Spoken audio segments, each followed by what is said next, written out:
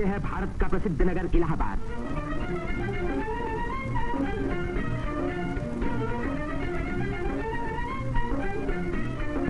यही पहल उत्तर प्रदेश में एक विश्वविद्यालय की स्थापना हुई। इसी वजह से ये नगर उत्तर प्रदेश की शिक्षा और सभ्यता का केंद्र माना जाता है। पंडित मदन मोहन मालवीय, पंडित गोविंद वल्लभ पंत और अनेक प्रतिभाशाली व्यक्ति इसी विश्वविद्यालय की देन हैं, जिन पर आज देश को गर्व है।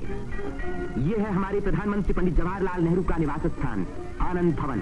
भारतीय राजनीति का ये एक प्रमुख केंद्र रहा है। इस नगर को तीर्थराज प्रयाग भी कहते हैं। यही गंगा और जमुना का संगम है। इसी संगम में गुप्त सरस्वती नदी भी आकर मिलती है। इसीलिए इस स्थान को त्रिवेणी संगम कहा जाता है। त्रिवेणी बहुत पुराने जमाने से भारत का एक पवित्र स्थान माना जाता है। सृष्टि की रचना की शक्ति प्राप्त करने के लिए यहाँ ब्रह्मा ने यज्ञ और तपस्या की।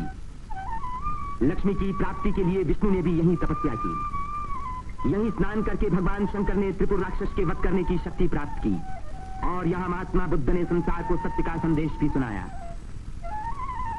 समुद्र मंथन के बाद जयंत के अमृत का घड़ा लेकर जाते समय एक अमृत कण छलक कर यहाँ गिरा और तभी से इस स्थान पर कुंभ मेले का महान पर्व आरंभ हुआ। इस वर्ष भारत का सबसे बड़ा कुंभ मेला इसी स्थान पर हुआ। इस मेले में लगभग 1 करोड़ व्यक्ति त्रिवेणी में स्नान करने के लिए आए। सदियों की गुलामी के बाद स्वतंत्र भारत का ये पहला कुंभ मेला था। त्रिवेणी में स्नान करके तन, मन और आत्मा को शुद्ध करने के लिए ही यात्री यहाँ आते हैं। योगी और सन्यासी, गरीब और अमीर सभी प्रकार के लोग यहाँ इकट्ठे होते हैं। कुंभ मेले के मौके पर देश के नर नारी एक दूसरे के धार्मिक विचारों से परिचित होते हैं। धार्मिक संस्थाएं योगी और सन्यासी यौगिक क्रियाओं को दिखाते हैं।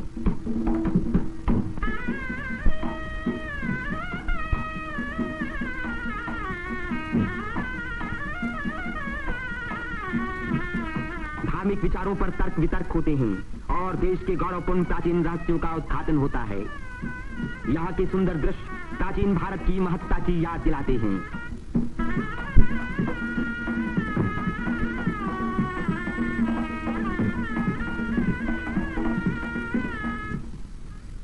मेले के धार्मिक रूप के अलावा उसके दूसरे दृश्यों में सुंदरता और स्वतंत्रता का रंग चमक रहा था।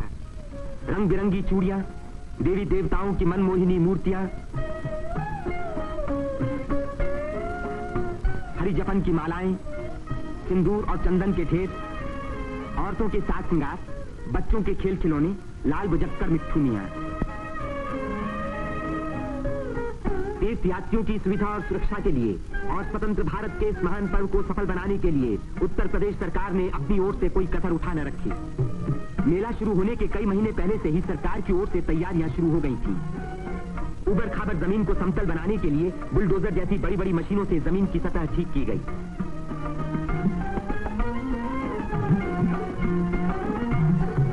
गंगा जी ने अपना किनारा 15 से 30 फुट गहरा काट दिया था, जिसके कारण यहाँ स्नान करना असंभव था। बुलडोजरों ने इन किनारों को सपाट बनाया जिससे तीर्थ यात्री यहाँ सकुशल स्नान कर सके।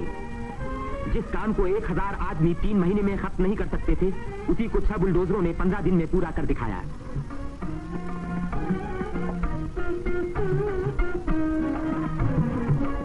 फौजी इंजीनियरों ने सड़कों पर बिछी रेलवे लाइनों के ऊपर पुल बनाने में बड़ी मदद की।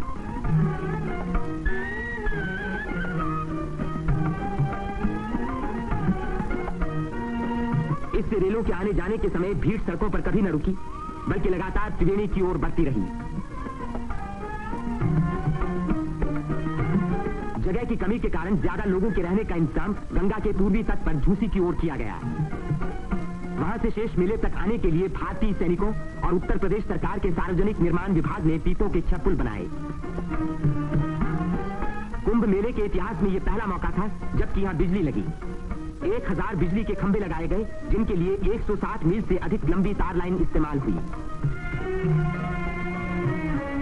उत्तर प्रदेश के स्वास्थ्य विभाग ने यहाँ सफाई का बड़ा अच्छा बंदोबस्त किया।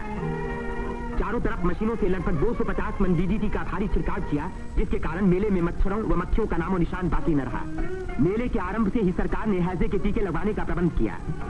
यात्रियों को सलाह दी गई कि वे मेला क्षेत्र में आने से पहले टीके लगवा लें। कदाचित इसी व्यवस्था के कारण मेले के मौके पर कोई भी रोग नहीं फैला। इतनी भारी भीड़ भाड़ के मौके पर आमतौर से दुर्घटनाएं हो जाया करती हैं।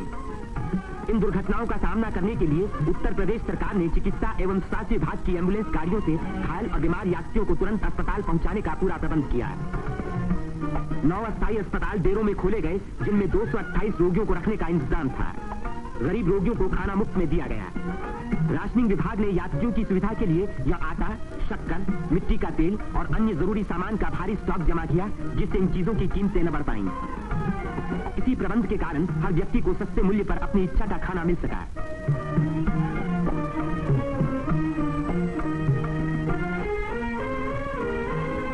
सेवा समिति, अग्रवाल समिति और भारत स्काउट्स एंड गाइड्स जैसी स्वयंसेवक संस्थाओं ने यात्रियों के मार्ग निर्देशन, उनकी सुरक्षा और घायलों का प्राथमिक उपचार किया। पुलिस यात्रियों के संचालन का कार्य करती रही। आने जाने के लिए अलग रास्ते रखे गए। भीड़ को काबू में रखने के लिए चलते फिरते वायरलेस सेटों का इस्तेमाल किया गया।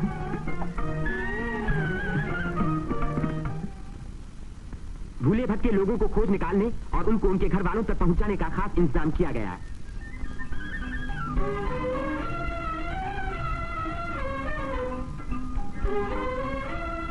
मेले में लाउड स्पीकरों का एक जाल बिछा दिया गया, जिससे भटके हुए लोगों का नाम पुकार पुकार कर उनको एक स्थान पर इकट्ठा किया गया। मेले के आरंभ होते ही उत्तर प्रदेश के मुख्यमंत्री पंडित गोविंद वल्लभ पंत ने मेले के बंदोबस्त का मुआयना किया। इस तीर्थ स्थान पर जमा हुए लाखों मेहमानों के सुख सुविधा की उन्हें बड़ी चिंता थी। उन्होंने नाव पर सवार होकर घाटों का निरीक्षण किया।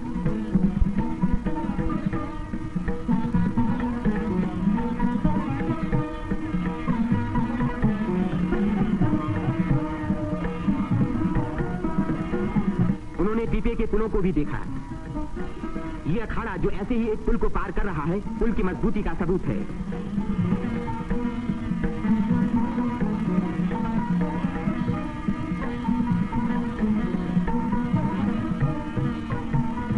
हमारे प्रधानमंत्री पंडित जवाहरलाल नेहरू ने भी मेले के इंतजाम का निरीक्षण किया।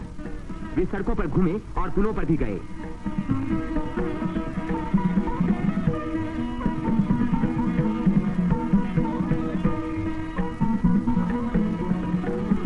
उन्होंने अन्य स्थानों को भी देखा भाला। भारत के अन्य लाखों व्यक्तियों की भांति हमारे राष्ट्रपति श्री राजेंद्र प्रसाद ने भी त्रिवेणी में स्नान किया। इस दिन अपार जनसमूह यहां इकट्ठा था।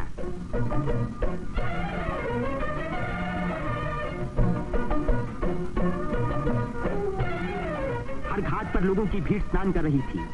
उसमें नया जोश था और नई उम्मीदें थीं।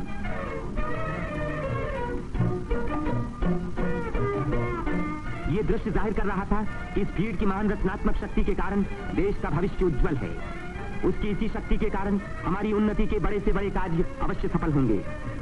जिस स्थान पर मनुष्य और देवताओं ने यज्ञ किए और भविष्य का संकल्प किया, उसी स्थान पर इन नर नारियों ने आज भारत को फिर से बलवान और सुखी बनाने की प्रतिज्ञा की और भारत की स्वतंत्रता को अमर रखने के लिए अपने शरीर में एक नए प्राण को जन्म दिया।